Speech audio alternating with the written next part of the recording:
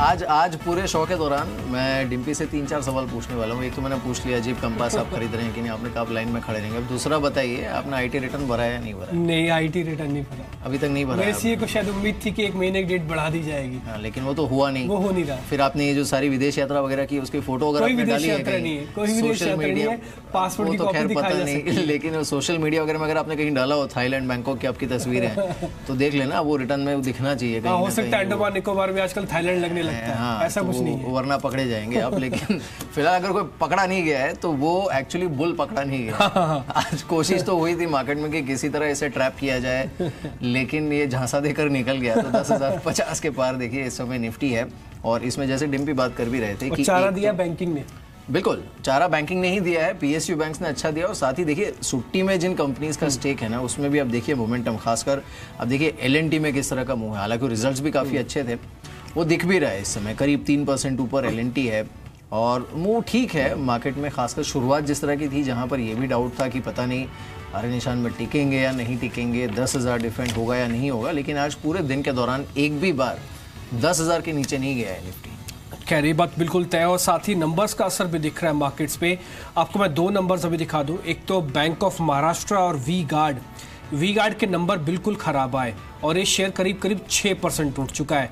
Bank of Maharashtra, थोड़ी देर पहले हम आपसे कह रहे थे कि इसको बिल्कुल सेटल होने दीजिए। देखिए नंबर्स खराब थे।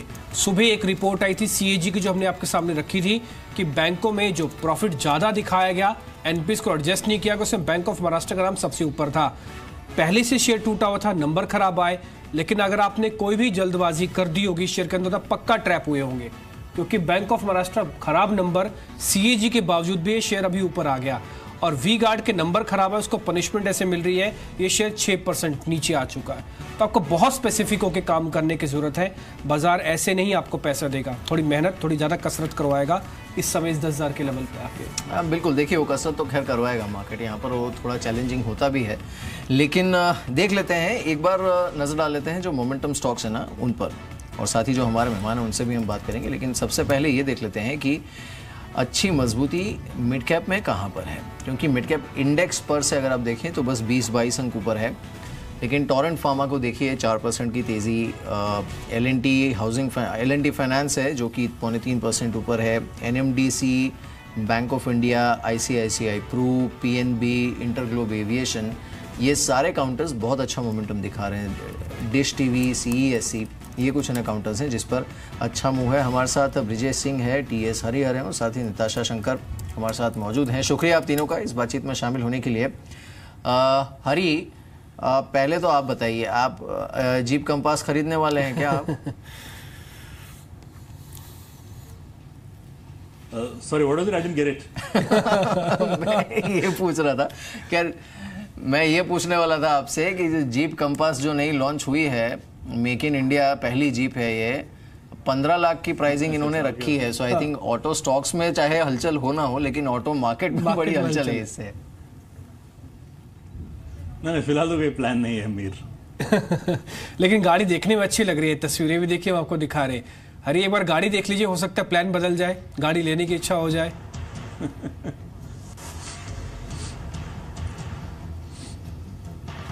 नहीं, ठीक है, कोई बात नहीं, कोई बात। तो फिलहाल तो जीप आगे बढ़ता हुआ दिख रहा है। आगे बढ़ते हैं जरा, कुछ मार्केट को भी देख लेते हैं। यहाँ पे जीप चल रही है कि यहाँ पे क्या चल रहा है? मार्केट के अंदर क्या जीप चल ही रही है, इसमें कोई दो राय नहीं है। मार्केट के अंदर जो मोमेंटम है उसमें 28 शेयर्स ऐसे हैं जो बढ़कर कामकाज कर रहे हैं। एसबीआई करीब 4% ऊपर है, आज इसने सेविंग की दरें जो घटाई। एलएनटी नंबर की ओर से चला। टाटा स्टील में अच्छा आज मेटल का पैक दिख रहा है, और ओएनजीसी अब 170 का हो चुका है। ब्रजेश, जरा आप ही बताइए, ओएनजीसी अब 170 का हो चुका है। जब एक खबर आई थी डील एचपीसीएल के साथ, विलय को अधिग्रहण के साथ, तब 164 का, 165 का था। अभी 180, 190 तक पहुंच जाएगा ये शेयर क्या ओएनजीसी? जो First of all, good everyone. Good afternoon, everyone. See, 155, 152 was a recent low. From there, it has bounced back very smoothly. So anything right now above 162 would be taking the stock to the level of 180, 182. तो 180, 182 का पहला एक पड़ाव रहेगा resistance बतौर, जहां पर एक थोड़ा सा एक आपको एक प्रॉफिट बुकिंग देखने को मिलेगी. Anything above 185 can take the stocks to the level of again 200. तो 200 would be a very tough. आप किसी को अगर पोजीशन बनानी भी है तो एक बार आप 162 का आप स्टॉप लॉस ले सकते हैं and look for the target of 180, 182. ठीक है जी बिल्कुल. चलिए कुछ और जो हैवी स्टॉक्स है ना उनको देखते हैं जिन पर मोमेंटम अच्छा है. समित, एक बार आप L&T को देखिए. चला जिस तरह से है, रिजल्ट्स जिस तरह के रहे हैं, L&T पर क्या ट्रेड करेंगे आप, क्योंकि ये ऑलमोस्ट 1200 के लेवल को तो टच कर ही रहा है. देखिए, इसमें मार्च मंथ में हमने एक अच्छी खासी रैली देखी थी. उसके बाद ये स्टॉक कहीं ना कहीं पे एक कंसोलिडेशन मोड में स्लिप हुआ था. लास्ट 1.5-2 महीनों से ये एक रेंज में चल रहा था और आज उसके जो हायर एंड है अराउंड 1200 उसके आसपास ट्रेड हो रहा है. यस, आज मोमेंटम वाइज अगर देखें तो काफ़ी पॉजिटिव मोमेंटम है, बट हमें 1200-1205 का एक इम्पॉर्टेंट लेवल है वो क्लोजिंग बेसिस पे देखना पड़ेगा. ये लेवल अगर क्लोजिंग बेसिस पे ब्रेक होता है तो ये स्टॉक 1240-1245 तक आने वाले कुछ दिनों में ट्रेड हो सकता है. तो आज की क्लोजिंग काफ़ी इंपॉर्टेंट होगी. 1200 के ऊपर स्टॉक में एटलीस्ट 2 से 3% की इमीडिएट हम प्राइस मूवमेंट देख सकते हैं. ठीक है. एक शेयर थोड़ी देर पहले हम जिसके बारे में चर्चा भी कर रहे थे, था इन्फीबीम का शेयर. जैसे ही खबर आई ना कि फ्लिपकार्ट और स्नैपडील आपस में अब आगे नहीं बढ़ेंगे, चर्चा रुक गई है इनकी. पहले दोनों डील आगे बढ़ रही थी. एक हमने इन्फीबीम का शेयर आपके सामने रखा था. अब देखिए 6.5% ऊपर हो चुका है, क्योंकि ये भी प्लेयर था. पहले जब दोनों कंपनी आगे बढ़ गई तो ये पीछे चला गया था. अब फिर से इसकी उम्मीद है कि शायद डील इनके फेवर में आ जाए और अपने बेसिस पर ये मोल्ड भी करवा सकें. इन्फीबीम तीसरा नाम था और पहला लिस्टेड नाम था जिस पे बात हो रही थी. जैसे ही स्नैपडील की खबर आई, और शेयर तो लिस्टेड ही नहीं थे, लेकिन इन्फीबीम भी करीब 6-6.5% ऊपर है और अभी एकदम से सडन स्पाइक उसी खबर के साथ ये आता हुआ दिखा. ब्रेज शेयर देखेंगे आप, ये कितना और चलेगा? 7% तो हो चुका है.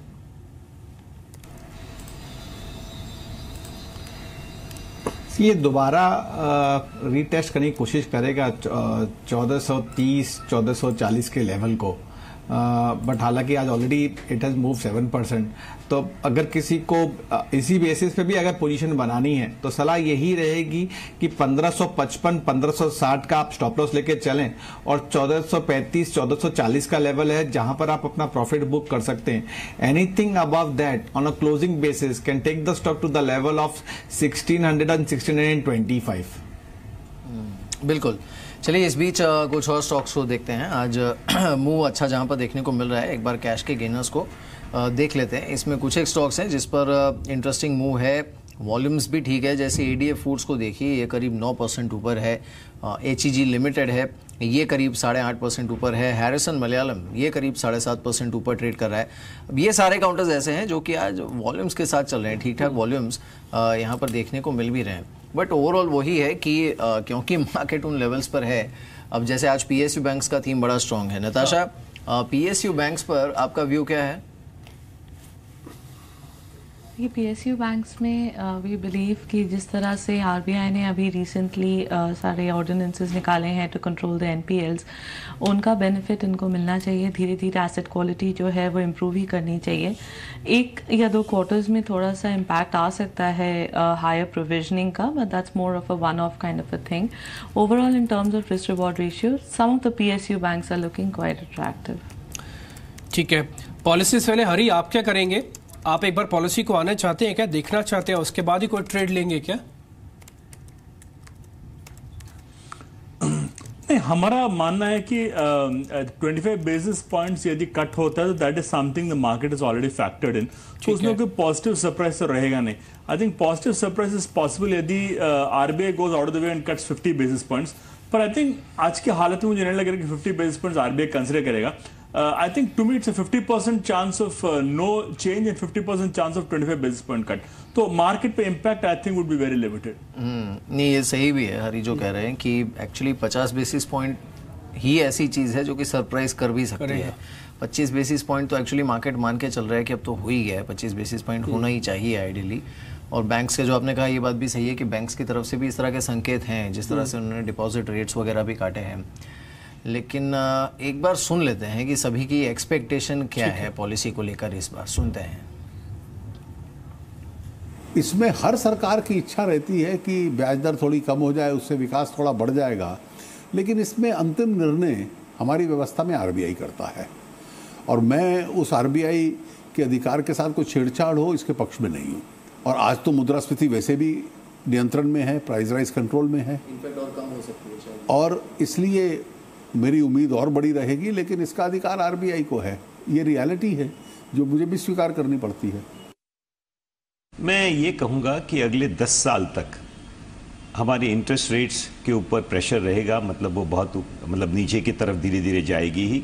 टैक्स कलेक्शन बढ़ेगा, इन्फ्लेशन की कमर टूटी हुई है और वो मेरे ख्याल से बरकरार रहेगी। ऐसी परिस्थितियों में अगर इंटरेस्ट रेट्स कम होता है तो इक्विटी रिटर्न्स भी कम होंगे। तो 10-12% का अगर इक्विटी रिटर्न लॉन्ग टर्म में 12 से 15% का आता है, जो कि मैं समझता हूं कि अगले 10 सालों तक 12% का कंपाउंड रिटर्न आएगा। Whether the food inflation or maybe the WP inflations, they are actually surprising on the positive side. Inflation has come down about 2.5%. So, who basis pay, I think interest rates in India, there is a scope actually for it to come down by another 20 basis points. And the way inflation is stabilizing, there is also scope for another 50 basis points. So, हम लोग के हिसाब से I think the RBI would be a little guarded in terms of cutting rates. They will of course cut the rate, but market, I think we are dealing actually, the market will continue to have high hope on interest rate cut. मैं ये बात बहुत समय के बाद बोल रहा हूँ कि पहली बार काफ़ी अरसे में मुझे पूरी उम्मीद है कि इस बार कुछ रेट में रिडक्शन होगा। 25 बेसिस पॉइंट तो एक तरह से गिवन है, 50 बेसिस पॉइंट की उम्मीद है। I think there has to be some reduction. I don't know, everybody's saying 0.25 or 0.5, but I think if it has to have some impact, it should be at least 0.5%, you know.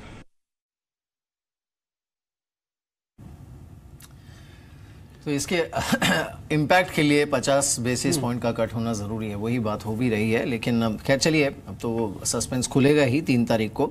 लेकिन हाँ, ये ज़रूर है कि आज और एक बड़ी खबर आई थी SBI की तरफ से, और वो खबर इसलिए भी काम की है क्योंकि इसे 2 तरीके से देखा जा सकता है। एक तो SBI ने जो सेविंग्स रेट की दरें घटाई हैं, तो हमें तो ज़्यादा फर्क पड़ेगा नहीं, लेकिन आपको पड़ भी सकता है। मेरे को भी नहीं पड़ेगा किसी को नहीं पड़ेगा।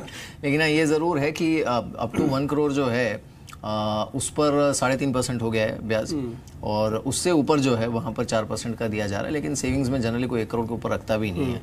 लेकिन पूजा है हमारे साथ। अब पूजा, इसे आप 2 तरीके से देख सकते हैं। ये जो कट है, इसे प्रीकर्सर तो खैर इसे पूरी तरह से कहना ठीक नहीं होगा रेट कट का आरबीआई के, because that is more link to actually the FD rates.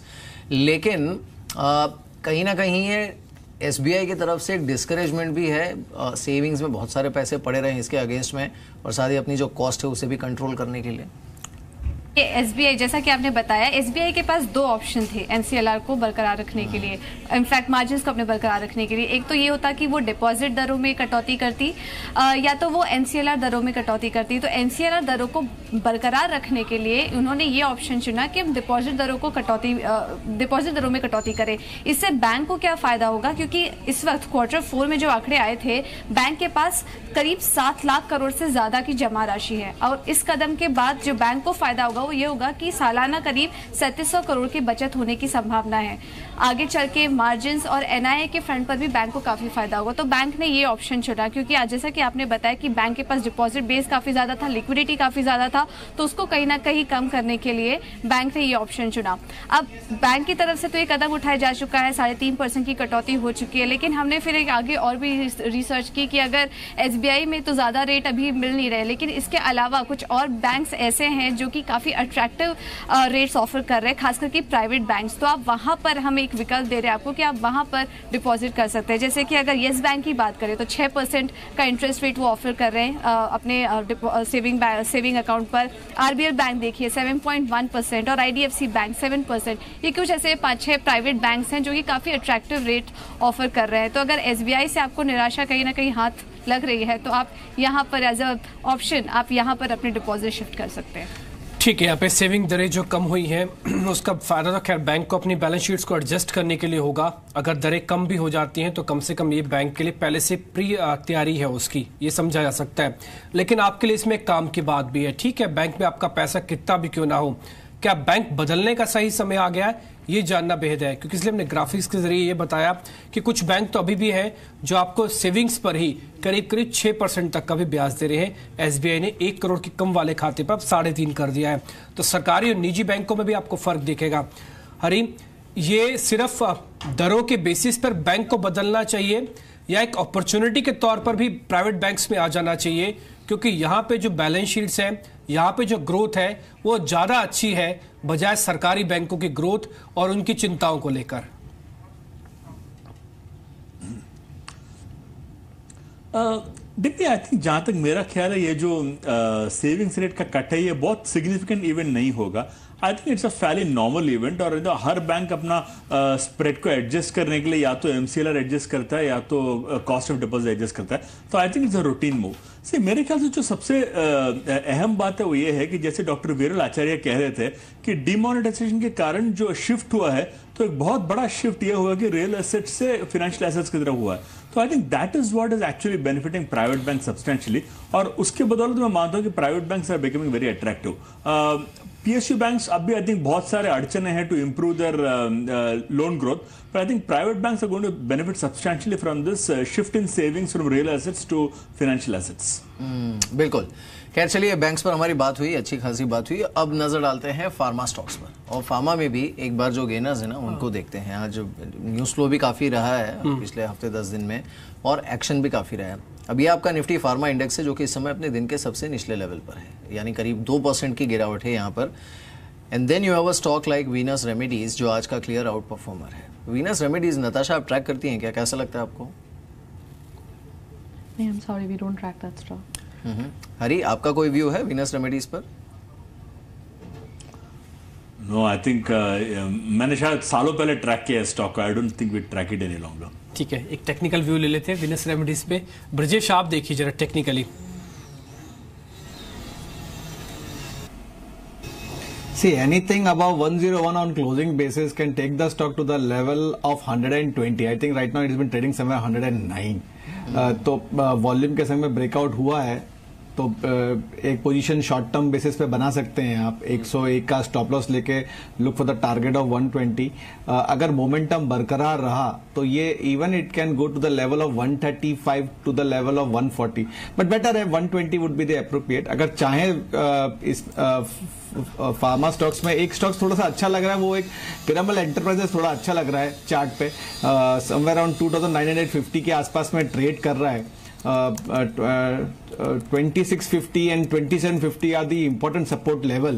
So keeping that thing as a stop loss, one can go for a buy side with for a short term looking for the target of 3200 followed by 3500.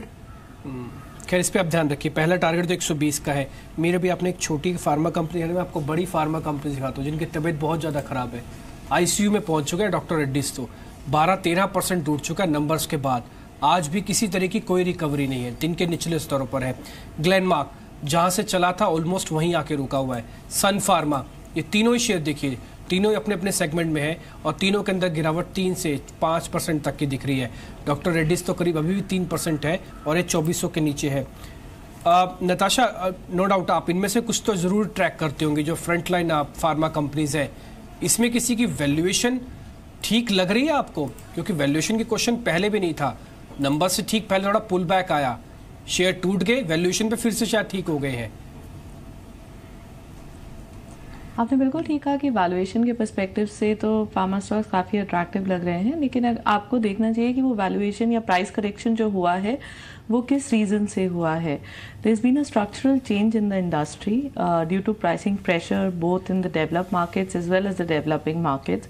Indian markets में जो drug pricing control की वजह से impact आया है उसका भी एक नेगेटिव इम्पैक्ट आया है, and of course regulatory overhang कुछ स्टॉक्स पे था ही। उसको देखते हुए तो valuations are pricing in these negatives which does not really make them very attractive from a long term perspective. तो अगर फ्रंटलाइन स्टॉक्स में से किसी एक को चुनना है तो our top pick would be Sun Pharma. Although near term at least for the next 1 और 2 क्वार्टर्स हम लोग को ऐसा नहीं लगता है कि कोई मेजर चेंज आएगा, बट आगे जाके ये स्टॉक जो है ये आउट परफॉर्म कर सकता है as compare to the rest of the pharma stocks. ठीक है। अच्छा मिहिर, मैं एक मार्केट और फार्मा का कनेक्शन भी आपसे समझना चाहता हूँ। 10,000 का इंडेक्स है, पॉलिसी वाला हफ्ता है, फार्मा चल नहीं रहा, तो अगर मेरे को मार्केट में ट्रेड करना है, मैं तेजी के साथ तो ठीक है, लेकिन अपने आप को हेज करूं तो कैसे करूं? जिस पे हेज करना चाहिए तो बेचारा चल ही नहीं रहा। नहीं देखिए, वो एक्चुअली फार्मा में जो हेज वाली थियरी है ना, वो वैसे ही इन दिनों काम कर नहीं रही है, बिकॉज फार्मा स्टॉक्स खुद ही इतने वॉलेटाइल हैं कि आपको एक्चुअली इसके अगेंस्ट में हेज करना पड़ता है कई बार अगर आपके पोर्टफोलियो में पड़ा है फार्मा स्टॉक तो, क्योंकि यू नेवर नो। अब देखिए जैसे वीनस रेमेडीज, वो आज क्यों चला इतना, क्योंकि वो सुबह खबर आई थी, बाजार खुलने के बाद ही आई थी इनफैक्ट, कि पोर्टुगल में एक FDA का उन्हें क्लियरेंस मिला है। अब वो पता नहीं कितना बड़ा मार्केट है उनके लिए, लेकिन देखिए स्टॉक कैसे चला है। या फिर look at something like Torrent pharma, आज बाकी पूरा फार्मा स्पेस एक तरफ है, इस तरह के मोमेंटम स्टॉक्स एक तरफ है। लेकिन हाँ ये ज़रूर है कि इसे हेज के तौर पे कितना इफेक्टिवली फिलहाल यूज़ किया जा सके, उस पर अभी भी सवाल बना हुआ है। लेकिन कुछ और जो हैवी मोमेंटम स्टॉक्स हैं ना मिड कैप के, उनको एक बार अगर आप देखिए, अब जैसे L&T फाइनेंस है, ये कंटिन्यूसली नंबर्स के बाद चला है, अच्छा परफॉर्म कर रहा है, आज भी करीब 2.5% ऊपर है। ICICI प्रू 2.5% ऊपर ट्रेड कर रहा है। समित, ये दोनों स्टॉक्स आपको कैसे लग रहे हैं, ICICI प्रू और L&T फाइनेंस? देखिए, अगर L&T फाइनेंस की बात करें तो क्लियरली लास्ट 3-4 महीनों में हमने एक मैसिव रैली देखी है, स्टॉक ऑल टाइम हाई पे है और लास्ट 4-5 दिनों से वॉल्यूम एक्टिविटी भी बढ़ चुकी है। तो clearly with an momentum perspective ये स्टॉक में और थोड़ा बहुत रूम हो सकता है, बट हमें लगता है कि अगर आपका शॉर्ट टर्म व्यू है और आप मोमेंटम ट्रेडिंग इसमें करना चाहते हो तो 182 से लेके 185 अगर रेंज ये स्टॉक में आती है तो वहाँ पर आपको थोड़े बहुत प्रॉफिट बुक करने चाहिए, क्योंकि अच्छी खासी रैली आई है, थोड़ा बहुत प्रॉफिट बुकिंग भी होगा। तो विद शॉर्ट टर्म पर्सपेक्टिव आपको 180-182 के लेवल के आसपास ये प्रॉफिट बुकिंग करनी चाहिए। ICICI प्रूडेंशियल में भी सिमिलर व्यू रहेगा, ये स्टॉक एक अच्छी खासी रैली में है, बट यहाँ से 5-10% और अगर आपको ऊपर मिलता है तो वहाँ पे प्रॉफिट बुकिंग के लिए सोचिए।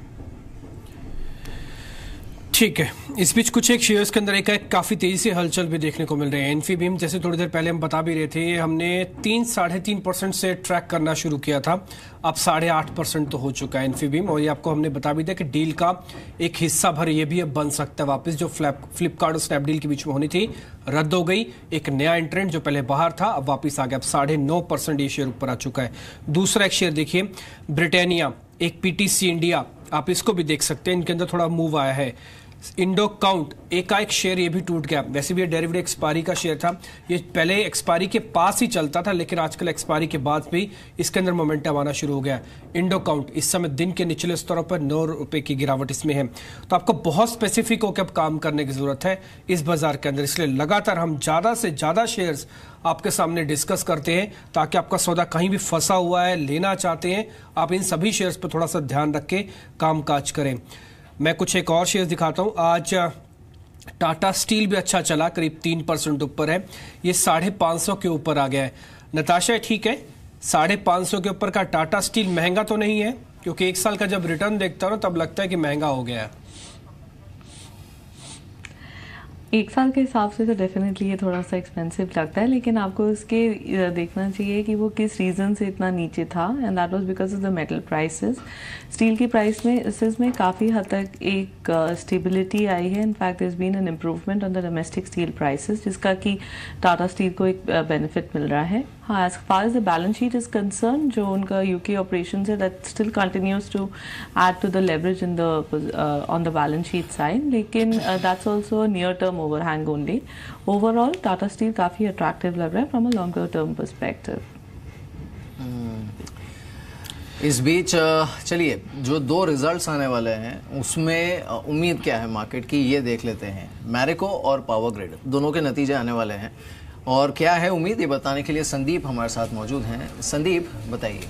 शुक्रिया अमीर। एक एक करके बात करते हैं। पहले मैरिको के नंबर्स की अगर आप बात करें तो जो वॉल्यूम ग्रोथ है वो काफ़ी इंपॉर्टेंट है। हमारा ऐसा अनुमान है कि -5 से 0% जो वॉल्यूम ग्रोथ है वो इस बार देखने को मिलेगी। जो जीएसटी का इम्पैक्ट था डी स्टॉकिंग का, वो इस बार हो सकता है कि नंबर्स के ऊपर देखने को मिले, तो उस वजह से जो वॉल्यूम जो सेल्स ग्रोथ है वो महज 0.3% के आसपास की देखने को मिलेगी।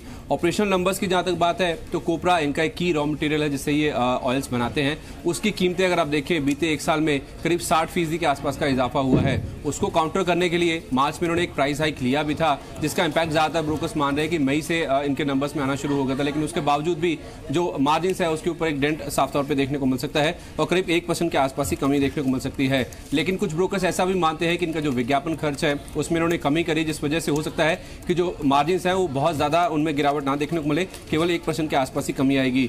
जो इंटरनेशनल बिजनेस है वहां पे भी अगर आप मिडिल ईस्ट और नॉर्थ अफ्रीका को छोड़ दें, पिछले क्वार्टर में भी खराब था परफॉर्मेंस, इस बार भी खराब रहेगा, लेकिन बांग्लादेश, वियतनाम और दक्षिण अफ्रीका ये 3 ऐसे देश है जहां से नंबर्स में इस बार इंप्रूवमेंट देखने को मिल सकता है, जो कि नंबर्स जो है उनको ओवरऑल एड करते हुए दिखेंगे। तो वॉल्यूम ग्रोथ किस तरह की रहती है, जीएसटी का किस तरह का इंपैक्ट आता है, ये एक नंबर है जिसके ऊपर आयु का नंबर डिपेंड करेगा।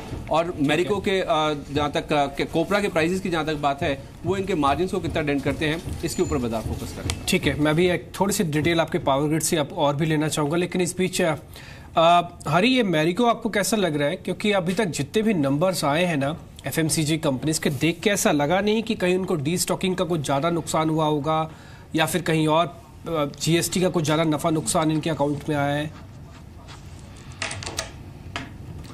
बिल्कुल, एक्चुअली जो मंथली नंबर्स आते हैं on the sales, I think एक बात तो साफ है कि एफएमसीजी में जीएसटी का कोई खास फर्क पड़ा नहीं है, तो I think that should be positive as far as Marico is concern. काफी कंसर्न्स जताया जा रहा था कि शायद से there could be some negative impact of GST, but I don't think वैसा कुछ दिखाई दे रहा है। हम लोग वैसे भी I think we are positive on Marico, हम लोग लगभग तो 350 से 360 का टारगेट लेके चल रहे हैं, तो we continue to be positive on this stock. Power Grid से संदीप क्या है एक्सपेक्टेशन? नंबर्स होते हैं मेहर, इस चीज़ पे डिपेंड करता है कि कितने नए प्रोजेक्ट्स कमीशन करते हैं, उनको कैपिटलाइज करते हैं अपने बैलेंस शीट पे, जिसके ऊपर इनकी जो ग्रोथ है वो डिपेंड करती है। और इस बार इन्होंने 3 नए प्रोजेक्ट्स हैं जो कि कमीशन किए हैं, जिस वजह से जो ग्रोथ है वो काफ़ी स्ट्रांग देखने को मिल सकती है। आय में करीब 17% के आसपास की बढ़त आएगी और ज़्यादातर ब्रोकर्स जिनकी रिपोर्ट मैंने पढ़ी है मेहर, उनके मुताबिक करीब 7 से 9 हज़ार करोड़ रुपये के आसपास के जो नए एसेट्स हैं वो कमीशन किए गए हैं इस क्वार्टर में, जिसका इम्पैक्ट नंबर्स पे पॉजिटिव साइड पे देखने को मिलेगा। जिस तरह से रेवेन्यूज बढ़ रहे हैं 17% के आसपास, इनका जो बिड्डा है उसमें करीब 15% के आसपास की बढ़त आएगी, लेकिन ऑपरेशनल फ्रंट पे जो मार्जिन हैं उसमें करीब 1 से 1.5% के आसपास का डेंट आएगा, क्योंकि 7th पे कमीशन जो लागू हुआ था उस वजह से इनका जो एम्प्लॉय कॉस्ट है उसमें करीब 60% के आसपास की बढ़त देखने को मिलेगी। तो वो एक फैक्टर है जो कि कीनली वॉच्ड है। ओवरऑल देखा जाए तो कैपिटलाइजेशन काफी स्ट्रांग रह रही है, उस वजह से जो मुनाफा है उसमें भी करीब 15% के आसपास की जो बढ़त है वो देखने को मिल सकती है। 2 मेन नंबर्स हैं देखने लायक जो मैनेजमेंट की कमेंट्री आएगी उसमें। एक तो इन्होंने गाइड किया था कि 25,000 करोड़ रुपए के आसपास का क्षमता विस्तार खर्च होगा और जो टोटल कैपिटलाइजेशन है इस पूरे साल की वो करीब 35,000 करोड़ रुपए के आसपास की होगी। तो जो गाइडेंस के नंबर क्या देती है मैनेजमेंट, इसके ऊपर बाजार फोकस करेगा। ठीक है, गाइडेंस के नंबर्स कैसे आते हैं खैर इस पे बाजार करेगा, लेकिन कुल मिला के नंबर्स अभी तक तो आप जैसे कह रहे हैं ना उस हिसाब से लग रहा है कि थोड़े ठीक ही आने वाले हैं। शेयर्स भी उस हिसाब से रिएक्शन भी दे रहा है, 3.5% ऊपर है। मीर आज ही सुबह हमने कैश डिलीवरी की जब डाटा देते हैं ना उसमें पेट्रोनेट को भी दिया था और पावर ग्रिड के बारे में भी बताया था। एक बार आप ही देखेंगे इस पे समित, या आपको शेयर कैसा लग रहा है? क्या ये बीटीएसटी करके जाए? मैं रिजल्ट्स का एंगल तो खैर देख ही रहा हूं, लेकिन वैसे बीटीएसटी भी है। देखिए ये अगर प्राइस एक्शन देखें तो यस मोमेंटम काफ़ी स्ट्रांग है, तो ये कल के लिए कैरी फॉरवर्ड भी किया जा सकता है, बट ये एक स्टॉक मानना पड़ेगा कि ये ट्रेडर्स फेवरेट स्टॉक नहीं है, काफ़ी स्लो मूविंग स्टॉक है, तो इसको जनरली हम ट्रेडिंग पर्सपेक्टिव से रेकमेंड नहीं करते। बट यस किसी का मीडियम टर्म व्यू है, 3-6 महीने का व्यू है, तो ये काफ़ी स्ट्रॉन्ग और स्टेडी मूवर है और हमें लगता है कि यहाँ से भी अच्छे खासे अप्रिसिएशन दे सकता है। बट अगर आप बीटीएसटी की बात करें तो यस कल के लिए आज का अगर प्राइस वॉल्यूम देखें तो एक अपॉर्चुनिटी बन सकती है जिसमें 225 से लेके 227 के लेवल जिसमें दिख सकते हैं। बिल्कुल। चलिए इस बीच डिम्पी आपके लिए अच्छी खबर है। आपने शो के शुरुआत में बोलने वाला था कि आप कह रहे थे आपने शो के शुरू में कहा था ना आपने रिटर्न नहीं भरा है, तो अब आपके लिए अच्छी खबर यह है कि आप कम से कम टैक्स चोरी से बच सकते हैं आप, क्योंकि रिटर्न की हो सकता है तारीख बढ़ जाए। नहीं टैक्स में भरता हूँ। अच्छा टैक्स भरते लेकिन रिटर्न नहीं भरते। नहीं रिटर्न के जरिए टैक्स भरता हूँ। आलोक है हमारे साथ। आलोक तो क्या अब ये शुक्रवार से कभी हाँ कभी ना वाली स्थिति है, कभी लगता है बढ़ेगी, कभी लगता है नहीं बढ़ेगी। अब आप बताइए, बढ़ रही है नहीं बढ़ रही है तारीख? नहीं, हमारे सूत्र जो है वित्त मंत्रालय के एक तरह से कह सकते हैं कि शाम तक डेट का अनाउंसमेंट हो जाएगा, और जो जानकारी मिल रही है करीब 5 दिनों के लिए, यानी 5 अगस्त तक ये तारीख बढ़ेगी। हालांकि वित्त मंत्रालय इस तमाम जो खामियां चल रही थी, इनकम टैक्स की वेबसाइट वगैरह जो दिक्कतें चल रही थी, उस पर नजर रखे हुए था, और उसी के मद्देनजर विचार करते हुए शाम तक ये फैसला ले लिया जाएगा कि डेट को 5 अगस्त तक बढ़ाया जाए। आलोक, इसमें एक वजह क्या ये भी रही है कि एक तो जो रिटर्न है फाइल करना वो अलग जगह है, दूसरा जो पैन और आधार के लिंकेज की बात हो रही थी उसका रेशियो अभी भी काफी कम है कंपेयर टू जितने लोग टोटल फाइल करते हैं रिटर्न, उनकी तुलना। बिल्कुल, पैन से आधार को लिंक करने के लिए सरकार काफी दिनों से प्रचारित कर रही थी, लेकिन तब भी बहुत सारे ऐसे लोग थे जिन्होंने इनकम टैक्स के वेबसाइट पे जाकर जो आयकर से पैन आधार नंबर है उसको नहीं जोड़ा था। तो जब भी इनकम टैक्स फाइल करने जा रहे हैं तो दिक्कतें आ रही हैं, तो उससे पहले उन्हें अपने इनकम टैक्स जो पैन नंबर है उससे आधार नंबर जोड़ना है, तो वो भी दिक्कतें थी। साथ ही साथ इनकम टैक्स की वेबसाइट भी आज चुकी, कई बार क्रैश होने की खबर आई या ये दिक्कत हो रही थी, बहुत सारे लोग कोशिश कर रहे थे इनकम टैक्स रिटर्न भरने के लिए लेकिन भर नहीं पा रहे थे, तो काफी समस्याएं कल परसों से आ रही हैं, और उसी के मद्देनजर सरकार ये फैसला ले सकती है अभी कि इसको 5 अगस्त तक इस इनकम टैक्स रिटर्न को भरने की तारीख को बढ़ा दिया जाए, और बहुत उम्मीद है कि शाम तक इसका अनाउंसमेंट हो जाएगा। आलोक, 5 दिन तो सीए को बताने में लग जाएंगे अपने क्लाइंट्स को कि 5 तारीख तक बढ़ गई है, ये तारीख कुछ और भी बढ़ सकती है क्या? 10-15 दिन तक भी पहुंच सकती है? अभी तक जो हमारे सूत्र बता रहे हैं कि 5 अगस्त तक ही एक्सटेंड करने का फैसला लिया है, लेकिन ये हायर अथॉरिटी को फैसला लेना है कि कितना बढ़ाना है। लेकिन ये बात जरूर है कि वित्त मंत्रालय में इस संबंधित में प्रपोजल बन चुका है, और उसको शाम तक इसका आधिकारिक ऐलान कर दिया जाएगा। शाम तक हो जाएगा आधिकारिक ऐलान, और उम्मीद तो यह है कि शायद 5 दिन और बढ़ा दी जाएगी और ये ITR रिटर्न आप फाइल कर पाएंगे। कुछ टेक्निकल प्रॉब्लम्स तो आ रही थी, खैर खुद मंत्रालय विभाग ने भी माना था कि हाँ पहले कुछ टेक्निकल प्रॉब्लम्स थी, शायद इस वजह से भी कुछ होगा। चलिए आगे बढ़ते हैं। आलोक, शुक्रिया आपका ये जानकारी हम तक पहुंचाने के लिए। मार्केट में कुछ एक और स्टॉक्स भी हैं जो कि चल रहे हैं इस समय, या फिर ये कहें जिससे थोड़ा सा मोमेंटम में है आज, उसमें आप बलरामपुर चीनी को भी देख सकते हैं। शुगर से सभी शेयर्स ऊपर हैं, ये 6% ऊपर आ चुका है बलरामपुर चीनी। क्या इसको कुछ रख सकते हैं क्या ब्रजेश? आप जरा देखेंगे चार्ट। देखिए, 2 हफ्ता पहले ही मैंने शुगर के स्टॉक्स के बारे में आपके यहाँ पर डिस्क्लोज किया था कि चार्ट पे Balrampur Chini, EID Parry, Dwarikesh Sugar, Dhampur Sugar, technically all are looking very good. Regarding with the Balrampur Chini, if I am not mistaken, somewhere around 145, 148 is a nice support. Right now it has been trading somewhere around 160, 163. Very short term target के का जो level निकल के आ रहा है वो लगभग 180, 185 निकल के आ रहा है.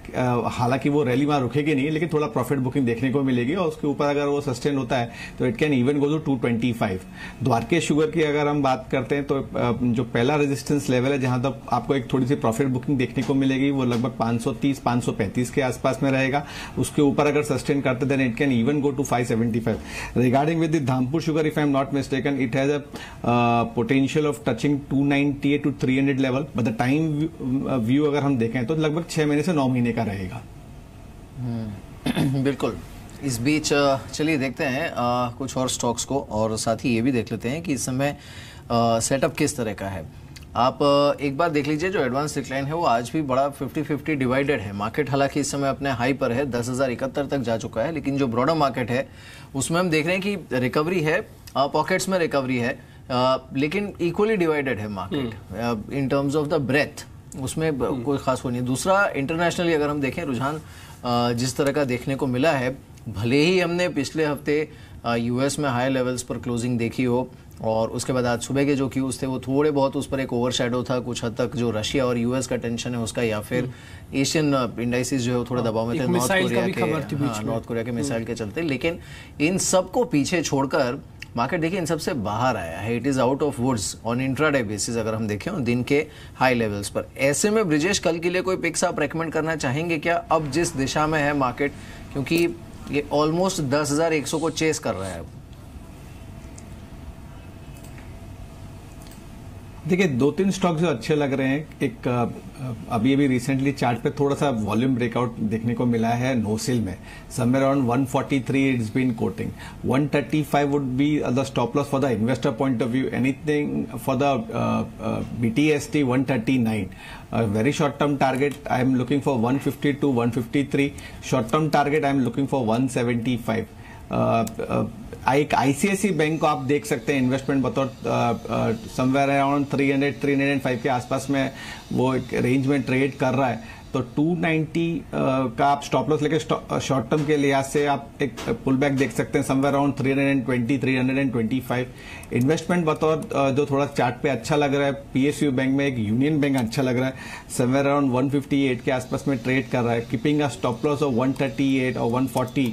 We can looking short term target जो निकल के आ रहा है वो लगभग 182 एंड 185 का आ रहा है। ठीक है, ये कुछ एक ऐसे स्टॉक्स है जिस पे आप थोड़ा सा ध्यान रख सकते हैं। लेकिन आज हाउसिंग फाइनेंस वाली कंपनीज अच्छी नहीं चल रही हैं। आप LIC हाउसिंग फाइनेंस देखिए करीब 3-3.5% नीचे, 4% है। रेपको होम्स भी करीब 2% नीचे है।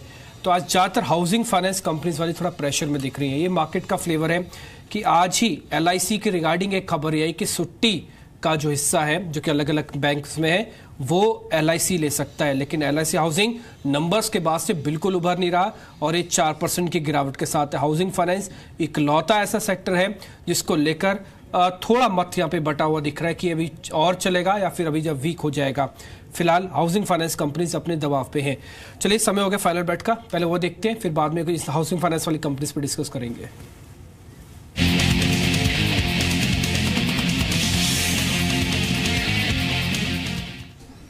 तो रजत है और रजत मुस्कुरा भी रहे हैं, मार्केट में मोमेंटम अच्छा खासा है। रजत बताइए। बिल्कुल, सुबह ओम मेटल्स दिया गया था लेकिन अब बारी हो सकती है एलिकॉन इंजीनियरिंग की, क्योंकि ये लेटर हाफ में काफी स्ट्रांगली एक्यूमुलेटेड स्टॉक साबित हो रहा है। आज नहीं 5-17 से अगर औसत डिलीवरी वॉल्यूम देखेंगे तो लगभग 68% के हैं एलिकॉन इंजीनियरिंग में। स्पेस बस कर रहे हैं इस समय, खासतौर से जो mid cap small cap company है यहाँ पर इंजीनियरिंग स्पेस में काफी स्ट्रांगली गेंस मिलते हुए नजर आ रहे हैं। इंपॉर्टेंट ये है कि 59 का लेवल नहीं तोड़ा, वहीं से एक शार्प बाउंस है, इंपॉर्टेंट एवरेजेस के ऊपर है, चाहे आप शॉर्ट टर्म एवरेजेस की बात करें या फिर 200 दिन तक की एवरेज के बारे में बात करें जो कि लॉन्ग टर्म एवरेज है, उसके भी ऊपर टिकने की कोशिश की थी स्टॉक ने और उसके बाद से हम देखने की गेंस काफी स्ट्रांगली मजबूती के साथ मिल रहे हैं। बुक वैल्यू के नीचे कामकाज कर रहा है। 3 अगस्त को कंपनी के नतीजे हैं और पिछली बार जब नतीजे पोस्ट किए थे मार्च में तो काफी बेहतर सेट ऑफ रिजल्ट्स पोस्ट किए थे।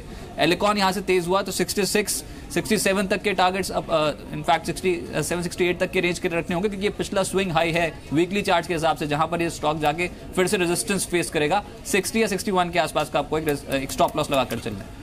ठीक है, इस शेयर पे थोड़ा ध्यान रखना है। 67 का टारगेट अभी 5-5.5% ऊपर है, चाहे तो इसको BTST में भी कन्वर्ट कर सकते हैं। लास्ट के 15-20 मिनट तो होंगे ही आपके पास और उसको BTST में भी देखना चाहें तो रख सकते हैं आप। एक बार इस शेयर पे ध्यान रखें।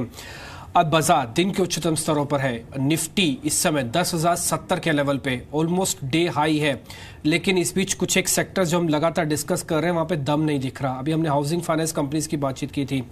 बाजार इस समय दिन के उच्चतम स्तरों पर है। नताशा, कहीं डाउट है आपको हाउसिंग फाइनेंस कंपनीज पे या फिर डिप इस मौका है वापस प्लस करें, पैसा बनेगा? एब्सोल्युटली इस डिप को एक अपॉर्चुनिटी की तरह देखना चाहिए। सभी हाउसिंग फाइनेंस कंपनीज ने काफ़ी हद तक अपना लोन पोर्टफोलियो ग्रो किया है and at the same time they been able to maintain stable NIMs, क्योंकि उन लोग की कॉस्ट ऑफ फंडिंग जो है that has been steadily coming down.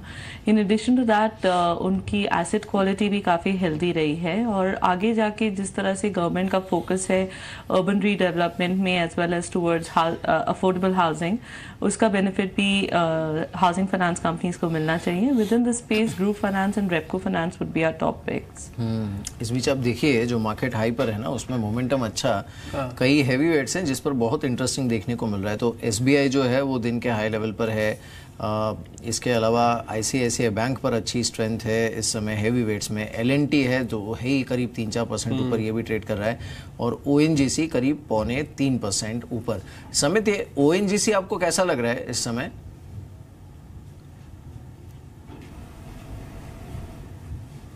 हरी, आप व्यू देना चाहेंगे ONGC पर? मीर जिस दिन वो HPCL और ONGC का डील अनाउंस हुआ था, I was mentioning in channel that यदि आप HPCL का पार्शियल वैल्यू एट्रीब्यूट करोगे तो I think ONGC will be trading somewhere around 215 to 220, और हमारा मानना है कि शायद ये लेवल आने में वक्त लग सकता है, but if you are a patient investor और 6 महीने रुकने के लिए तैयार है तो आई थिंक डेफिनेटली 220 तक का लेवल इस स्टॉक में आना चाहिए। ब्रजेश, हिंदुस्तान जिंक को क्या BTST किया जा सकता है क्या? 282 283 पे चल रहा है।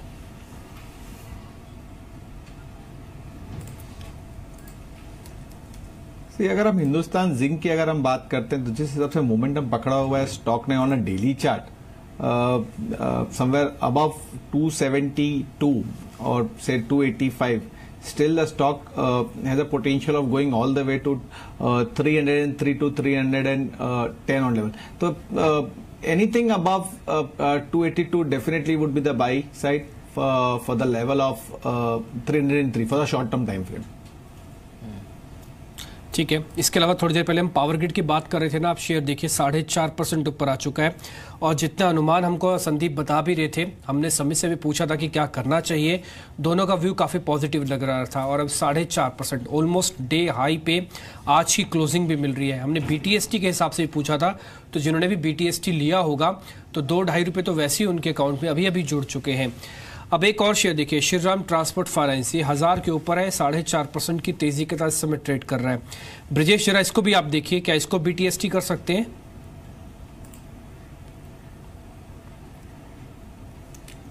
देखिए, श्रीराम ट्रांसपोर्ट फाइनेंस की अगर हम बात करते हैं तो 990 and 950 are the important support level. BTST तो नहीं कहूंगा, लेकिन हाँ शॉर्ट टर्म स्विंग के हिसाब से 980 का स्टॉप लॉस ले सकते हैं। Anything somewhere around 1005 1007 would be the appropriate buy for the risk reward ratio. 1025 और 1030 का जो दायरा है, वहां एक थोड़ी सा एक माइल्ड प्रॉफिट बुकिंग आपको देखने को मिलती है, बट अगर उसको अगर हम निगलेक्ट करते हैं, क्योंकि वॉल्यूम जिस हिसाब से इसमें बिल्डअप हो रहा है वो ये दर्शाता है कि एक बार आपको 1060 और 1070 तक के भी लेवल दिखा सकते हैं, तो डेफिनेटली बाई रहेगा, लेकिन थोड़ा सा एक डिप आने के लिए। बिल्कुल। इस बीच चलिए BTST कॉल्स की बात हुई है तो साक्षी भी है हमारे साथ, उनसे ये जान लेते हैं कि BTST कॉल्स कौन से हैं मार्केट इंट्राडे हाइपर ऐसे में जो कि आप कल के लिए लेकर जा सकते हैं। साक्षी, ये बताइए। शुक्रिया मिहिर। शुरुआत करेंगे निर्मल बैंक की तरफ से जो 2 कॉल्स आई हैं। पहली पिक इनकी बाटा है, जहां पर ये BTST रिकमेंडेशन दी है इन्होंने। 610 के ऊपर में ये टारगेट्स देखते हैं, नीचे में हमें स्टॉप लॉस लगाना है 576 के लेवल पर। दूसरा शेयर जो इनको पसंद है वो टेक महिंद्रा है, यहाँ पर भी बुलिश कॉल है इनकी। 405 के टारगेट्स के लिए BTST कर सकते हैं, 375 का हमें स्टॉप लॉस मेंटेन करना होगा। इसके अलावा आशीष क्याल से भी हमने बातचीत की, इन्होंने एक पहली पिक चुनी है अदानी पोर्ट्स पर, जहां पर BTST रिकमेंडेशन है 401 के टारगेट्स के लिए रिकमेंडेशन, और 393 का स्टॉप लॉस हमें नीचे मेंटेन करना है। FMCG स्पेस से ब्रिटानिया इनको पसंद है, जहां पर ये खरीदारी की सलाह दे रहे हैं। 4050 के लेवल्स पर खरीद सकते हैं, के लेवल्स तक ये जा सकता है शेयर। 3830 के लेवल्स पर स्टॉप लॉस हम मेंटेन कर सकते हैं। इसके अलावा विशाल मलकान का भी यहाँ पर 2 रिकमेंडेशंस आई हैं। पहली ऑयल एंड गैस स्पेस से ONGC को इन्होंने चुना है, जहां पर खरीदारी की रिकमेंडेशन है 179 के टारगेट्स के लिए, नीचे में हम सपोर्ट 166 पर रख सकते हैं। साथ ही बैंकिंग स्पेस से DCB बैंक इनको पसंद है, BTST रिकमेंडेशन है इनकी तरफ से 205 के टारगेट्स के लिए, यहाँ पर खरीदारी की सलाह 192 पर स्टॉप लॉस मेंटेन करना है। ठीक है, ये कुछ एक स्टॉक्स है जिस पे आप ध्यान रखें। DCB बैंक 205 के टारगेट के साथ अभी आप इसको सौदे को कैरी करके जा सकते हैं। जी एंटरटेनमेंट हमारे ही चैनल के ग्रुप के पेरेंट कंपनी है, इसमें आप देखिए इसके अंदर एक अच्छा मूव देखने को मिल रहा है, और ये इक्विटीज में कुछ चेंजेस हुए हैं। 16 लाख शेयरों का सौदा हुआ 541 के रेट पे, अभी 42 हो चुका है, और ये टोटल इक्विटी का 0.2% हिस्सा बनता है, जो कि 541 के रेट पे हाथ बदला हुआ है। इस 16 लाख शेयर है, थोड़ा सा ध्यान रखिए, इसमें अंदर मोमेंटम है। आज हमने आपको एक ऑप्शन ट्रेड भी बताया था जी एंटरटेनमेंट में 2 बजे, जिसमें यह कहा था कि जी एंटरटेनमेंट के सौदे को आप एक बार रखिए, यहाँ पर आपको मूव मिलेगा। ये उसमें एक ब्लॉक डील हुई है, तो शायद ध्यान देने वाली बात यहाँ पे होगी। 2 कॉन्ट्रैक्ट में आपको दिखा देता हूँ। एक तो CDSL, इस पे आपको ध्यान रखना है 8% नीचे, हुड को भी करीब 1.5% नीचे है। एक और IPO भी आ रहा है मिहिर, वो है SIS सिक्योरिटीज का, और आज हमारी मैनेजमेंट से बात हो रही थी, वो कह रहे थे कि जो पैसा वो जुटा रहे हैं ना, वो सिर्फ डेट को उतारने के लिए है। तो आईपीओज वाला सेगमेंट भी इसमें थोड़ा काफी बस कर रहा है, लेकिन इस तरह का जो डिप आता है ना, ये कैसे इसका इस्तेमाल करें, ये थोड़ा कैलकुलेट करना पड़ता है। देखिए, जहाँ तक आईपीओ की बात है, मुझे एक्चुअली लगता है कि जो कोची शिपयार्ड वाला आईपीओ ना, वो ज़्यादा इंटरेस्टिंग है। वो हालांकि वो सरकारी उसका हिस्सा है विनिवेश का, लेकिन वो इंटरेस्टिंग इसलिए भी है क्योंकि इनके पास जो ऑर्डर बुक है वो काफ़ी इंटरेस्टिंग है। और ऐसा है इसका, जैसे आपने खुद भी कहा कि काफी पैसे जो है वो एक्चुअली डेट रिटायर करने में इस्तेमाल होने वाले हैं, तो उस वजह से थोड़ा कॉशियस व्यू कई ब्रोकिंग हाउसेस का है इस पर। वो 300 प्लस था जिसमें से बता रहे थे कि 200 प्लस तो उतारेंगे, वो सिर्फ डेट उतारने में काम होगा इसीलिए। लेकिन हाँ, ऑब्वियसली बज है, अच्छा खासा बज है आईपीओ मार्केट। इन दोनों पर हरी आपकी राय क्या है, एसआईएस और साथ ही कोचिन शिपयार्ड पर? No, I would broadly agree with the view that Mihir was giving, that हम भी कोचिन शिपयार्ड को काफी क्लोजली ऑब्जर्व कर रहे हैं, और यू नो इनका जो पैसा जुटाएंगे, it's going to be a mix of offer for sale and a fresh issue. और यू नो एक ड्राई डॉक भी लगा रहे हैं, एक रिपेयरिंग फैसिलिटी भी लगा रहे हैं। तो I think Cochin Shipyard seems to be better बेट।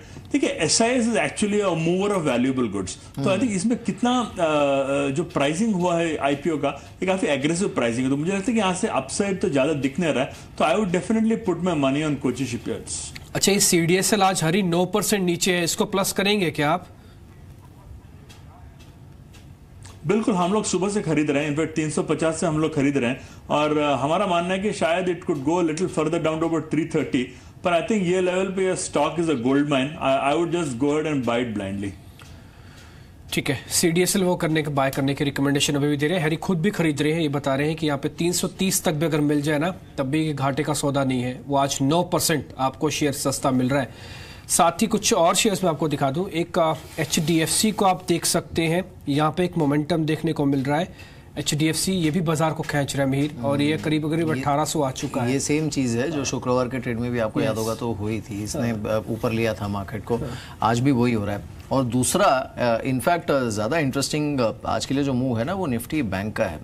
इसने एक नया लाइफ टाइम हाई हिट किया है, और देखिए 25,100 के पार ये ट्रेड कर रहा था फिलहाल, भले ही थोड़ा वहां से हल्का हुआ हो, लेकिन अभी भी 25,100 के आसपास का जो लेवल है वहां पर इस समय है ये। आपने हमसे एक सवाल पूछा था कि निफ्टी और बैंक निफ्टी में क्या करना चाहिए। उस दिन हमने कहा था कि निफ्टी आपको 100 पॉइंट में ट्रेड करेगा, लेकिन बैंक निफ्टी 500 पॉइंट का ट्रेड लेके आ सकते हो। ट्रिगर भी है इसमें, ट्रिगर पॉलिसी है, अगर वहां पर कुछ हो जाता है तो फिर इसकी ट्रैजेक्टरी देखना होगा कहाँ पर जाती है। लेकिन हाँ, 25,100 के पार ये था फिलहाल।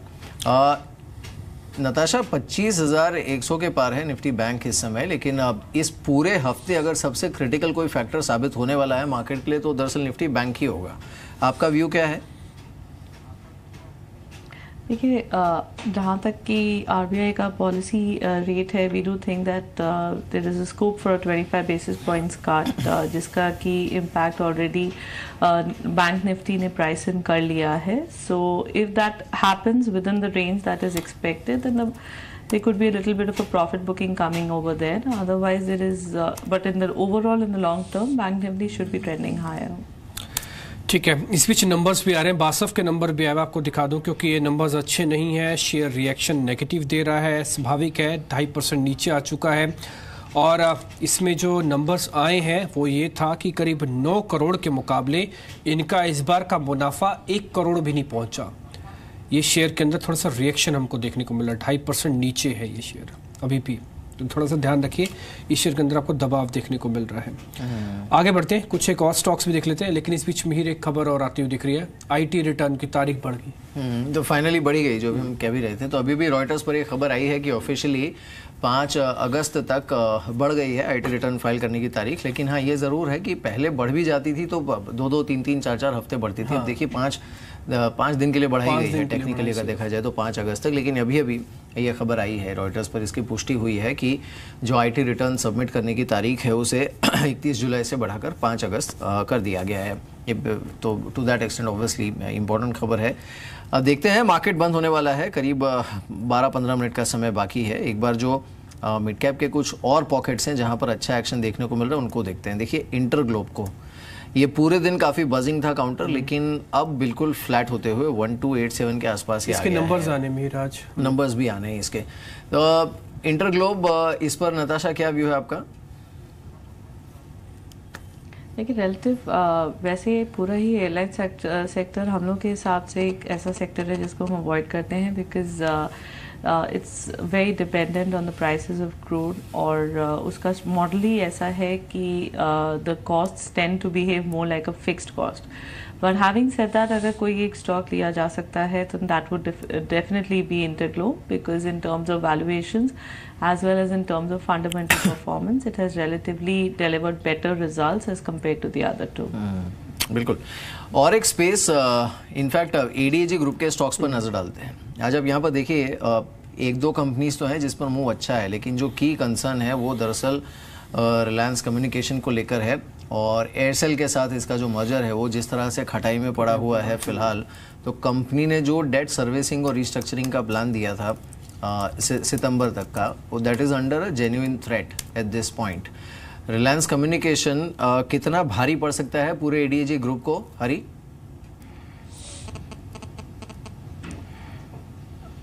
देखिए फिलहाल जो आर्को में इंटरेस्ट दिख रहा है, that is largely due to the assurance given by mister Ambani that सितंबर 30 तक ये पूरा इश्यू रिजॉल्व हो जाएगा. पर आई थिंक जिस तरह से जा रहा है उनका टावर सेल का जो सिलसिला चल रहा है, जो मर्जर विद एयरसेल का सिलसिला चल रहा है, I don't think that looks likely. तो definitely I think considering that RCom का बहुत बड़ा एक डेट भी है within the ADAG group, मेरे ख्याल से एंटायर ग्रुप में काफी बड़ा नेगेटिव इंपैक्ट पड़ सकता है. But we are still hoping that ये इश्यू शायद अगले 2-3 महीने में रिजॉल्व हो जाना चाहिए. ठीक है. कुछ एक और कंपनी जिसमें आज मूव देखने को मिल रहा है, उसमें आप पीसी ज्वेलर्स को भी देख सकते हैं, पीटीसी भी है, ये भी चल रहा है. एक और आपको मैं बता दूं, इसमें कुछ आपको ऑटो की कंपनीज को भी देखना चाहिए क्योंकि सेल्स के नंबर आ रहे हैं. अच्छा, जब सेल्स की बात हुई ना, एक बार सुमित से पहले नंबर्स पूछ लेते हैं, उसके बाद जानते हैं कि ऑटो कंपनी से किसको चुनना है. सुमित बताएं, नंबर्स कैसे आ रहे हैं इस बार? शुक्रिया डिम्पी. जो एक अनुमान लगाया जा रहा है ऑटो सेल्स के नंबर्स के अंदर, उसमें 2-3 तरह के पहलू हैं. कुछ ब्रोकर से मानते हैं कि जीएसटी से पहले एक जो डिमांड थी वो पाइल अप हुई है तो उसका भी इम्पैक्ट आता दिखाई पड़ेगा. कुछ का मानना है कि इन्वेंट्री को रोक दिया, दोबारा अब जो नई डिमांड आएगी उससे क्लियर आंकलन आएगा किस तरह के नंबर हैं. लेकिन अगर मोटे मोटे नंबर्स की बात करें तो मारुति के लिए अनुमान लगाया जा रहा है करीब 10.5% की सालाना आधार पर मारुति ग्रोथ दिखा सकता है, जिसमें कुल बिक्री करीब 6% मारुति का बढ़ने का अनुमान लगाया जा रहा है. ऑटो बिक्री और वही अगर एमएनएम की बात करें तो एमएनएम में भी करीब 6% के आसपास बिक्री का अनुमान है. मारुति करीब 10.5%, एमएनएम करीब 6%, और एमएनएम में भी पर्टिकुलरली ट्रैक्टर की जो ग्रोथ है वो आउट परफॉर्म करेगी. करीब 23 से 24% के आसपास की ग्रोथ एमएनएम की ट्रैक्टर साइड पे आते हुए दिखाई पड़ेगी. टाटा मोटर्स की बात करें तो रफली 2% के आसपास टाटा मोटर्स की बिक्री में ग्रोथ रहेगी, जिसमें जो बाजी मारेगा वो मारेगा एलसीवी सेगमेंट जो है टाटा मोटर्स का, वो ज्यादा बेहतर परफॉर्म करेगा. 18% के आसपास की ग्रोथ वहां पे आ सकती है. अशोक लेलैंड केस में 19% की ग्रोथ का अनुमान, यानी कमर्शियल व्हीकल स्पेस में आप मान के चले कि छोटे जो व्हीकल हैं वो ज्यादा बेहतर परफॉर्म करेंगे, और 18 से 19% के आसपास की ग्रोथ वहां पर आते हुए दिखाई पड़ेगी. आयशर केस में हालांकि डी ग्रोथ आएगी, करीब 1% के आसपास की गिरावट देखने को मिलेगी कंज्यूम जो कमर्शियल व्हीकल सेगमेंट है उसके अंदर. वहीं अगर टू व्हीलर स्पेस की बात करें तो रॉयल एनफील्ड आयशर केस में आउट परफॉर्म करेगा, करीब 19% के आसपास की ग्रोथ रॉयल एनफील्ड के अंदर आते हुए दिखाई पड़ सकती है. यानी एक अच्छी ग्रोथ टू व्हीलर स्पेस में आयशर की तरफ से आ सकती है. और हीरो मोटोकॉर्प सेकंड नंबर पर रहेगा, रफली 13% के आसपास की ग्रोथ यहां पर भी आते हुए दिखाई पड़ सकती है. साथ ही साथ बजाज ऑटो और टीवीएस में टीवीएस आउट परफॉर्मेंस दे सकता है, करीब 12% के आसपास की ग्रोथ आएगी. तो आयशर, फिर हीरो और फिर टीवीएस की ग्रोथ आते हुए दिखाई पड़ेगी, और लास्ट में बजाज ऑटो करीब 1.5 से 2% के आसपास की ग्रोथ दिखा सकता है. तो आउट परफॉर्मेंस अगर आती है तो मारुति पैसेंजर व्हीकल सेगमेंट में, कमर्शियल व्हीकल सेगमेंट में टाटा मोटर्स का जो एलसीवी सेगमेंट है वो कर सकता है, और टू व्हीलर में जो रॉयल एनफील्ड है उसकी सेल्स एक अच्छी आ सकती है. ठीक है नताशा, ये आयशर मोटर तो बिल्कुल उलट चल रहा है. सुमित कह रहे हैं कि सेल्स थोड़ा डी ग्रोथ आएगी, शेयर दिन के उच्चतम स्तरों पर 3% ऊपर है. ये टाटा मोटर्स चलेगा भी नहीं चलेगा? एक साल से तो यहीं खड़ा हुआ है. ये टाटा मोटर्स में अगर उनका जेएलआर का बिजनेस देखिए तो काफ़ी हद तक उसने एक अच्छा परफॉर्मेंस डिलीवर किया है. What has been lacking behind is the entire CV segment. थोड़ा 1-2 महीने आए हैं जिसमें कि थोड़ा सा वॉल्यूम ग्रोथ का पिकअप हुआ था, लेकिन again demonetization and post that GST उसका भी इम्पैक्ट आया है. अगर आप लॉन्गर टर्म ट्रेंड देखिए तो we do think that the CV cycle is going to pick up, both MHCV as well as LCV will benefit from it. लेकिन इस पर्टिकुलर मंथ में we don't really expect that happening because there was quite a bit of destocking happening at the dealers and because of which the volumes could come under pressure. बिल्कुल. हरी, आपकी topic कौन सी है auto stocks में? I think among the larger companies, even at these levels, Maruti मेरा topic रहेगा, क्योंकि जो मोमेंटम है जो सेल से अब भी मारुति की तरफ है, तो I think that will be a topic. Among the smaller companies हमें काफी अच्छा टर्न अराउंड अशोक लेलैंड में देखने को मिल रहा है. तो आई थिंक एट 109 मेरे ख्याल से Ashok Leyland seems to be a good pick among the smaller companies.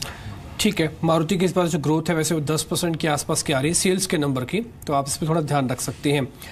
आज बिल्कुल फार्मा ने पार्टिसिपेट ही नहीं किया, वी-गार्ड के नंबर्स खराब आए. ये कुछ एक ऐसे शेयर्स थे जो टूट रहे हैं. ब्रजेश, इन बिटवीन कोई ऐसा शेयर देखा आपने जिसको ये कैरी करना है शॉर्ट या लॉन्ग साइड में?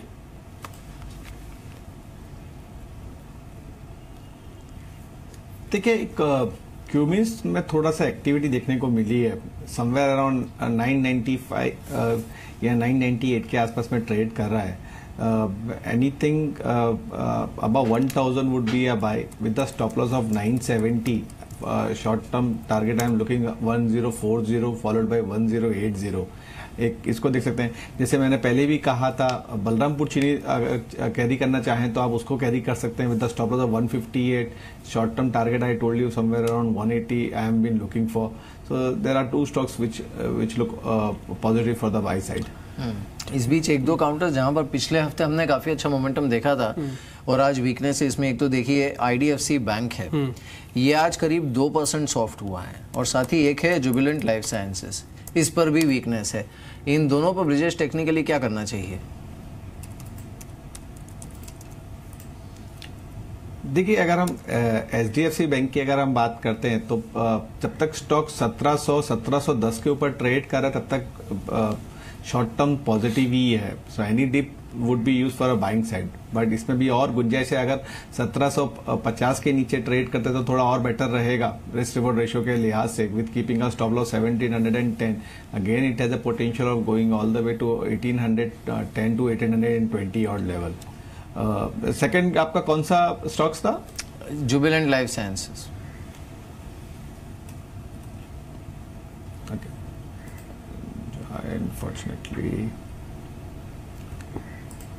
Unfortunately, I don't track this stock, so I would not be able to comment on it. कोई बात नहीं, कुछ एक और शेयर्स भी देख लेते हैं. एक बार MCX पे आप देख सकते हैं, क्योंकि इसको इन प्रिंसिपल अप्रूवल आई है. ये क्लियरिंग कॉरपोरेशन की तरह काम करेगा और 1 साल के लिए करेगा. ये टाइम बाउंड है, हमेशा के लिए नहीं है, लेकिन 1 साल के लिए इसको क्लियरिंग कॉरपोरेशन का काम भी मिला है. ये एक्सचेंज है, क्लियरेंस की बॉडी ऑल टुगेदर अलग होती है, लेकिन इसको एक काम सौंपा गया क्लियरिंग कॉरपोरेशन के तौर पर, और 1 साल के लिए इसको ये जिम्मेवारी दी गई है. तो इन प्रिंसिपल अप्रूवल यानी कि सैद्धांतिक मंजूरी M6 के साथ आई. ये शेयर करीब 15 रुपये यानी कि 1.5% की बढ़त के साथ इस समय ट्रेड कर रहा है. थोड़ा ध्यान दें इस शेयर पर आप भी. नताशा, ये अगले ये सीजन क्योंकि हम अर्निंग्स के बिल्कुल मिड में आ चुके हैं, कोई ऐसा शेयर जो आपको अर्निंग्स के बाद पसंद हो, या फिर अर्निंग्स जिसकी आनी है उस शेयर को भी हमको पहले लेना है? लेकिन 2 शेयर जो कि अभी भी काफ़ी अट्रैक्टिव लग रहे हैं. एक तो L&T, उसने काफ़ी आउट परफॉर्म किया है, ऑर्डर एग्जीक्यूशन अच्छा चल रहा है, and in addition to that there is a huge scope for margin improvement as well. तो ये स्टॉक हम लोग को काफ़ी पसंद है. And ahead of earnings within the infra space, ITD Cementation and PNC Infratech, ये काफ़ी अट्रैक्टिव लग रहे हैं. दोनों ही कंपनीज ने अपनी बैलेंस शीट काफ़ी हद तक क्लीन अप की है. उनको जो पास में ऑर्डर्स मिले हैं उसका भी बेनिफिट मिलना चाहिए, and we do expect the order inflow to continue flowing in, and that would help the order book to revenue visibility going forward as well. बिल्कुल. इस बीच फिर से एक बार नए क्लोजिंग हाई पर दोनों ही इंडाइसेस आज हो सकता है कि क्लोज हो. निफ्टी देखिए 10,084 के लेवल पर, और अभी तो मार्केट बंद होने में 3-4 मिनट का समय है. 70 पॉइंट्स ऊपर निफ्टी इस समय ट्रेड कर रहा है, और सेंसेक्स 221 पॉइंट ऊपर. मिड कैप जो है वो ऑन द कंट्री थोड़ा सा पिछड़ गया है. ब्रॉडर मार्केट को अगर हम देखें इससे, तो मिड कैप जो है वो करीब 1/4% ऊपर है. लेकिन आज फिर से एक बार जो स्टार परफॉर्मर साबित हुआ है वो है बैंकिंग स्टॉक्स, और साथ ही निफ्टी बैंक. इसे अगर आप देखें, निफ्टी बैंक करीब 1.25% ऊपर, यानी ऑलमोस्ट 300 पॉइंट्स की तेजी, साल का नया हाई 25,100 के ऊपर. ये क्लोजिंग देने की तैयारी में, तो मोमेंटम इसके चलते काफ़ी अच्छा है. एक बार जल्दी से हैवी वेट्स को देख लेते हैं जिन्होंने आज की तेज़ी में काफ़ी अच्छा कंट्रीब्यूट किया है, होल्ड किया है. SBI ने देखिए क्लोजिंग आते आते बढ़त अपनी ऑलमोस्ट 4.25% तक एक्सटेंड कर दी. L&T 3.25% ऊपर, ONGC 3.25%, ICICI बैंक ऑलमोस्ट 2.5% ऊपर क्लोजिंग देने की तैयारी में. Then you have Hindalco, Eicher Motors, Infosys almost 2% ऊपर, और रिलायंस इंडस्ट्रीज है जो कि करीब 1.5% ऊपर बंद होने की तैयारी में। तो ओवरऑल जो सेटअप है मार्केट का वो काफ़ी अच्छा, और उसके चलते फिर से एक बार ऑन अ डे जबकि बहुत ज़्यादा इसकी उम्मीद नहीं थी या फिर एक्सपेक्टेशन नहीं थी, मार्केट फिर से एक बार रिकॉर्ड हाइस पर बंद होने की तैयारी में। ये सुन के भी अच्छा लग रहा है कि सिर्फ 4-5 शेयर नहीं है जो बाजार को चला रहे हैं, बल्कि आज तो पार्टिसिपेशन अच्छा है, और ये पॉलिसी वाले हफ्ते के अंदर पार्टिसिपेशन अच्छा है, ये और अच्छी बात दिख रही है। आज बाजार के सेशन में 68 पॉइंट की बढ़त है। जल्दी से आज के हीरो जीरो देख लेते हैं क्योंकि 2 ही मिनट रह गए बाजार बंद होने में। आज कौन कौन से सेगमेंट चले, कौन कौन से पीछे पिछड़ गए। आज के जो हीरो थे इन्फीबीम, आपको पता ही है स्नैपडील की जो हम डील आपके बता रहे थे कि अब वो बात नहीं बन रही है। इन्फीबीम एक थर्ड पार्टी बन जाएगी जो अब आगे निकल के आ सकती है। क्रॉम्पटन ग्रीव्स के अंदर आपको थोड़ा सा ध्यान रखना, आज अच्छा मूव इसके अंदर मिला है। वीनस रेमेडीज यूएसएफडी की खबर से सर्किट लॉक हो गया आज, जिसमें थिरुमलाई केमिकल्स करीब 12% ऊपर है। केमिकल के शेयर तो नो डाउट आपको इनमें ध्यान रखना ही है। ये तो एक ऐसा फ्लेवर है, एक ना एक केमिकल शेयर रोज कहीं ना कहीं एक अच्छा मूव देता ही है। ओम मेटल्स आज का एक स्मॉल कैप रडार में हमने एक शेयर दिया था, आपके सामने रखा, अच्छा चला 10% ऊपर। एचईजी के अंदर करीब 10% का सर्किट आज लॉक हो गया। इसके अलावा एडीएफ फूड्स भी करीब आज 7% ऊपर आने में कामयाब हुआ। आज छोटे मझोले शेयर्स के अंदर जो डेंसिटी है चलने का, जो मूव है वो काफ़ी स्ट्रॉन्ग रहा। सीक्वेंट लाइफ साइंसेज सुबह का आज का सौदा था जो सुमित ने आपके सामने रखा, सुपर शेयर 8% ऊपर। गार्डन सिल्क मिल्क और साथ ही हैरिसन मलयालम भी आज 9% ऊपर जाके बंद होने में कामयाब हुआ। आज के जो हीरो थे, जीरो माफ कीजिए, वो था LIC हाउसिंग। बिल्कुल ख़राब नंबर्स थे, उसके बाद शेयर टूट गया। आज खबर भी आई कि LIC लेगा कुछ सुट्टी का हिस्सा, सरकार बेचना चाहती है तीनों कंपनियों से अलग अलग। LIC को फ़ायदा नहीं पहुंचा पाई। हाउसिंग में भी 1-2 शेयर छोड़ दिया तो आज वैसे प्रॉफिट बुकिंग ही थी। गुजरात अंबुजा सीमेंट टूटा, वी गार्ड के नंबर्स अच्छे नहीं थे, ये शेयर टूट गया और ये इंट्राडे लो पे बंद कर रहे हैं। दीप इंडस्ट्रीज ये 10% नीचे, JBF 6% नीचे, एलगी इक्विपमेंट करीब 4% नीचे है। ये कुछ छोटे मझोले शेयर्स हैं, ट्रेडर्स के फैंसी है, ये आज टूट गए। लेकिन मेरी आज नतीजों वाला दिन भी था, तो नतीजों के बाद का जो इम्पैक्ट था LNT पे वो स्ट्रॉन्ग रहा, 2.5% ऊपर, नहीं गवाए इसने अब सारे प्रॉफिट्स। NTPC भी ठीक ही नंबर्स थे, ठीक थे इसलिए चला भी ठीक ही, वो बहुत ज़्यादा बड़ा मूव नहीं दिया। श्री सीमेंट के नंबर्स का रिएक्शन स्ट्रॉन्ग था और गोदरेज कंज्यूमर से आज प्रॉफिट बुकिंग करवाया अपने नंबर्स के साथ, तो ये शेयर आज करीब 2.5% नीचे। नतीजों के बाद अब बैंक ऑफ महाराष्ट्र जिसके आज ही नंबर आए, ये 3% ऊपर, नंबर अच्छे नहीं थे, ये सुबह की गिरावट को उसने शॉर्ट कवरिंग की तरह इस्तेमाल किया। और श्रीराम ट्रांसपोर्ट 5-5.5% ऊपर आज क्लोज करने में कामयाब हुआ है। तो आज के बाजार की कह सकते हैं कि अब जो तेज़ी थी उसमें ज़्यादातर फ्रंट लाइन काउंटर्स का एक बड़ा चंक था, बैंकिंग का हिस्सा था और रिकॉर्ड स्तरों पर बाजार कामयाब हुआ है। आज बंद होने में सेंसेक्स पहली बार 32,500 के ऊपर और निफ्टी ने भी रिकॉर्ड 10,078 का स्तर छुआ। और जुलाई में बाजार एक्सपायरी टू एक्सपायरी तो हमने 6%, और अगर आप मंथ टू मंथ कैलकुलेट करेंगे तो करीब 5.5% से ज़्यादा की मजबूती के साथ ये इंडाइसिस कामयाब हुए बंद होने में। मिड कैप भी रिकॉर्ड स्तरों पर ही बंद हुआ है। बिल्कुल, देखिए मैं तो यही कहूँगा, जिस तरह से जो फ्रंट लाइन इंडाइसिस की क्लोजिंग जिस तरह से हुई है, आप निफ्टी बैंक को भी देखिए 25,100 के पार ये बंद होने में कामयाब हुआ है। सेंसेक्स 32,500 के पार, और साथ ही निफ्टी जिस तरह से अब प्रीवियस क्लोजिंग से अगर आप तुलना कर देखेंगे जिस तरह की मजबूती के साथ ये बंद हुआ है, ये डेफिनेटली एटलीस्ट संकेत है कि अगर कोई अपसेट नहीं देखने को मिलता है मार्केट में इन टर्म्स ऑफ अर्निंग्स या फिर RBI की तरफ से, तो देन ये मार्केट बड़ा इंटरेस्टिंग होगा, इस पूरे हफ्ते के लिए काफ़ी इंटरेस्टिंग होगा। आज की क्लोजिंग पर क्या कहेंगी आप नताशा? ये काफ़ी हेल्दी क्लोजिंग है, but going forward it be important to track the levels. हम लोग का मानना यही है कि we could see some time wise as well as price wise consolidation happening in the market, इसलिए अगर हायर लेवल्स पे प्रॉफिट बुकिंग देखी जा सकती है। मीराज बैंकिंग स्टॉक्स रिकॉर्ड पे, मिड कैप रिकॉर्ड पे, निफ्टी रिकॉर्ड पे, सेंसेक्स रिकॉर्ड पे, तो चारों ही इंडाइसिस आज रिकॉर्ड पे बंद हुए हैं जो हमको इन्फॉर्मेशन रिसर्च की तरफ से मिली है। लेकिन अगर शॉर्ट कवरिंग आती है हरी, पहले तो हम ये कह रहे थे कि ना बिकवाली आएगी, लेकिन आज के पैटर्न को देखते हुए, पॉलिसी के बिहेवियर को देखते हुए, अगर शॉर्ट कवरिंग आ गई और शॉर्ट कवरिंग आई तो 10,500 भी समझे क्या? आई थिंक नाउ दैट हमने 10,000 को डिसाइसिवली ब्रेक किया है और आई थिंक 10,100 के आसपास जाके बंद हो गया है, मेरे ख्याल से जो 10,000 का एक साइकोलॉजिकल लेवल था वो तो लगभग I think it is now behind us.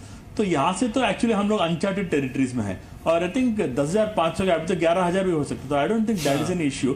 और मेरे ख्याल से मार्केट एक अनचार्टेड टेरिटरी में चला गया है, तो I think from here the road ahead could be quite rapid.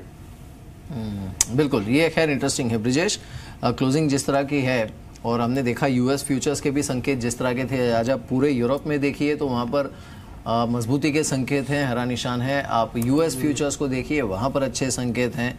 अब कल के लिए लेवल्स कौन से ट्रैक करेंगे आप? देखिए, जैसे मैं पहले भी आपके शो पे बोलता चला आ रहा हूँ कि निफ्टी में ओवरऑल तेजी ही लग रही है for very short term time frame. If you talk about, तो अभी हम ये मान के चलते कि 9700 and 9900 are important support level on a down side. 10,050 के ऊपर अगर ये सस्टेन हुआ है फर्स्ट टाइम, तो there is indication that 150 point की रैली अपने को देखने को मिल सकती है, जो कि स्टॉक को निफ्टी को 10,150 10,170 तक लेके जा सकता है, जहां पर थोड़ा सा एक माइल्ड प्रॉफिट बुकिंग आपको देखने को मिले।